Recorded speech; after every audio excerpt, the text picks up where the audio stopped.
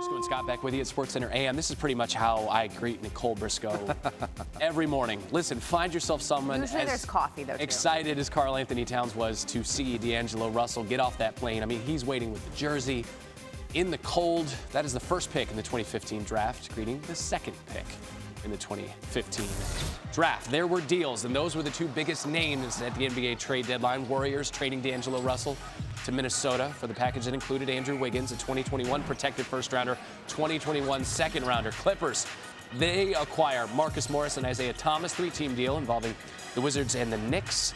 Size, three-point shooter, defense coming to Los Angeles in the form of Morris. And then, of course, the Heat acquiring Andre Iguodala, Solomon Hill, and Jay Crowder from the Grizzlies. Iguodala agreeing to a 2-year, $30 million extension with Miami. Nodding along with all of this is the man who reported all of this, Adrian Wojnarowski, with us. And the Heat also trying to land Danilo Gallinari, and this was sort of the all-in push from Pat Riley. The Gallinari part doesn't come to pass. Why is that? Well, you know, as you just said, Randy, Iguodala agreed to that 2-year, $30 million extension with a team option on the second year that kept financial flexibility in Miami for summer 2021, when if Giannis Antetokounmpo is a free agent, they'll be one of the teams trying to compete for him. Miami wanted to keep cap space in 21. Danilo Gallinari was allowed to talk with, and his reps were allowed to talk with Miami on a contract extension. When they couldn't reach agreement on an extension, it limited how much Miami was willing to offer Oklahoma City in the trade for Gallinari. You know, how much you're going to offer versus a player you have under contract for a couple more years versus a player who had just been a rental for the last couple months because Gallo becomes a free agent this summer. And in the end, it wasn't enough for OKC to do that deal. And so now Gallo goes into free agency.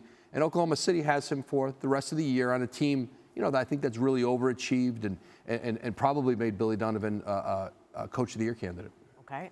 The one team that was quiet, the Lakers were quiet at the deadline. And then we got this from our Dave McMenamin, because he tweeted out the pic of the free agent because he's retired, point guard Darren Collison, at the Lakers game sitting next to Jeanie Buss. Now, Woj, you've been reporting all along that Collison has been considering a return to the NBA. So how much should I be reading into that picture?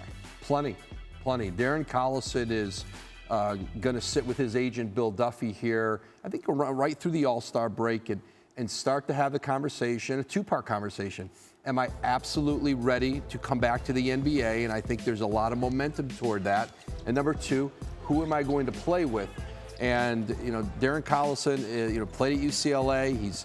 He's lives in California, and his focus is right there in LA. The Lakers, the Clippers, both teams absolutely would like to add him.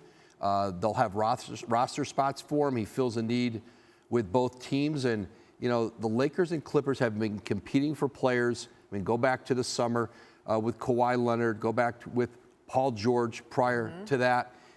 And at the trade deadline, competing for Marcus Morris. And then they'll be competing again on this front with Darren Collison. He first has to say, absolutely, I'm coming back to play.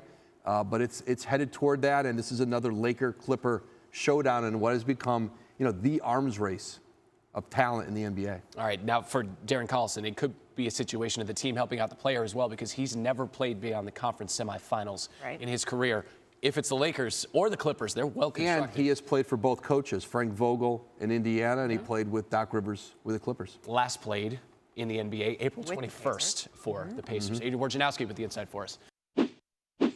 Thanks so much for watching ESPN on YouTube. For more sports analysis and highlights, download the ESPN app. And for live streaming and premium content, subscribe to ESPN+.